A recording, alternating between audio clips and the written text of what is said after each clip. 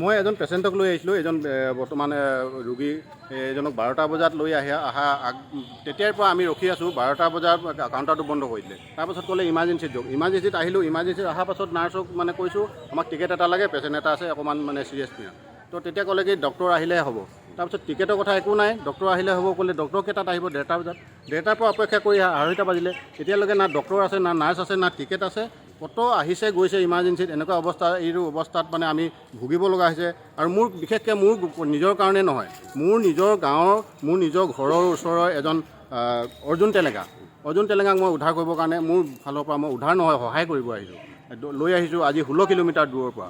লৈ আহি ইয়াত চাইছোঁ এফআইআৰ একোৱেই নাই। আমি না ডক্টৰ পাইছোঁ, না নাৰ্ছ পাইছোঁ, না টিকেট এটা পাইছোঁ, না কাৰোবাৰ পৰা ভালকৈ কথাখিনি বুজি পাইছোঁ যে ইয়াত আমাৰ ইমাৰ্জেঞ্চিত অকল এজনেই ডক্টৰ আৰু বাকী বিভাগতো এজনেই। ইয়াত কোনো ডক্টৰৰ ব্যৱস্থা তেনেকুৱা নাই, নাৰ্ছৰ ব্যৱস্থা তেনেকুৱা নাই। এই কথাখিনি আমি আজি আহি বৰ লজ্জাজনক। এইখন পৰিৱৰ্তন চৰকাৰৰ দিনত এনেকুৱা এটা কথা যে শুনিম আৰু এনেকৈ যে 2 ঘণ্টা বুন্দাপৰ দি থাকিম। 2 ঘণ্টা দিয়াৰ পাছতো এতিয়ালৈকে আমাৰ একোৱে সহায় নাই, একো গমেই পোৱা নাই কি হ'ব।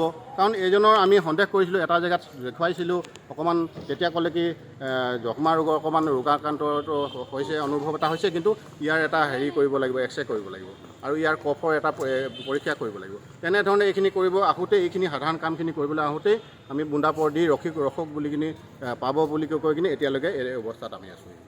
ডুমডুমাত আমাৰ বিধায়ক আছে ৰূপেশ গোৱালা ডাঙৰীয়া, এতিয়া বৰ্তমানৰ তেখেত এজন মন্ত্ৰীও। আৰু তেখেতৰ ঘৰৰ পৰা এই 1-1.5 কিলোমিটাৰ ওচৰতে এখন এফআইআৰ। এইখনত আজি অৱস্থা এনেকুৱা জৰাজীৰ্ণ, আমাক লাজ লাগিব লগা কথা।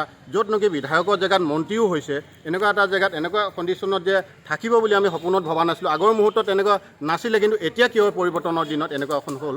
এই অৱস্থাটো কিন্তু অহাটো আমি খুবেই লাজ পাইছোঁ। আৰু এই ডুমডুমাবাসীয়ে ইমানখন মানুহ লগ পাইছোঁ। আমি ইয়াত যিমানখিনি আহিছে হয়তো সকলোৱে ইয়াত মেডিয়াৰ আগত থিয় হ'ব সাহস কৰা নাই। কিন্তু এটা কথা হৈছে দুখেৰে খুব আনন্দ মনত আহি খুব দুখত যোৱাৰ নিচিনাকৈ গৈছে। তাৰমানে যেনেকুৱা পানীত হাঁহ নচৰা অৱস্থা হৈছে এই ডুমডুমা এফআইআৰত, ক'বলৈ আমাৰ ভাষাই নাই। তাৰমানে মোৰ ঘৰ আছে। কেতিয়া আহিছিল আপুনি? 10টা বজাৰ পৰা।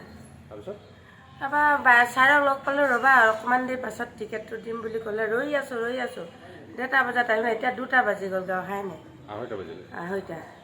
কি ক'ব, কিয় হৈছে হস্পিটেল, এই ধৰণৰ চৰকাৰী হস্পিটেল এখন? আমি দুখীয়া মানুহ, হস্পিটেল চৰকাৰী হস্পিটেলতে দেখুৱাওঁ। ধনী মানুহ হেঁতেন প্ৰাইভেটত গ'ল হেঁতেন। আমি দুখীয়া বুলি মোৰতো ৰাতিও শুব নোৱাৰোঁ, মাথা বিষ, জ্বৰ এতিয়াও হৈয়ে আছে বোলালি, সেইকাৰণে ৰৈ আছোঁ। 5 মিনিটে কেইটা বজাত আহিছে? 11টা বজাত আহিছিলোঁ দেই। আহিছিলোঁ তাৰপিছত টিকেট চিকেট তাৰপিছত এমাৰ্জেঞ্চি বুলি কৈ ক'লে। ইয়াত আহিলোঁ, ইয়াত ক'লে 1:30 বজাত আহিম বুলি ক'লে। তেতিয়া আকৌ আহিছোঁ, এতিয়া ডাক্তৰ নাই বুলি কৈছে। এতিয়া কেইটা বাজিলে? কেইটা বাজিলে? 2:30। এতিয়া 2:30 বাজিছে বাৰু। ডক্টৰ নাৰ্ছ নাই? নাই। এতিয়া নাচৰ শুনিলোঁ, বুঢ়ীটা বুলি ক'লে বহি থৈছে, ইফালে সোমালে, এতিয়ালৈকে অহা নাই।